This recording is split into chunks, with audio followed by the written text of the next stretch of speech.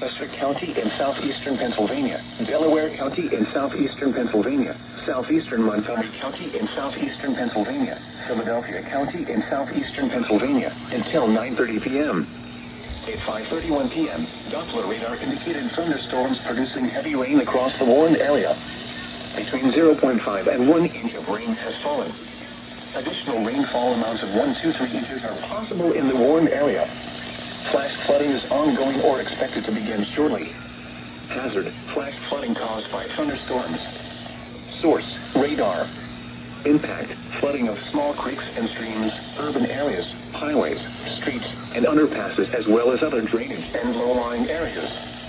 Some locations that may experience flash flooding include Philadelphia, Camden, Chester, Yadden, Westtown, Conshohocken, Hatboro, Folcroft, Ambler, Swarthmore, Paulsboro, and Jenkintown.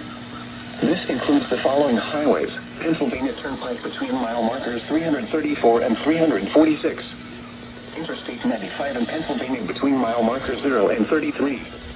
Interstate 76 in Pennsylvania between mile markers 333 and 351. Interstate 676 in Pennsylvania between mile markers 0 and 1.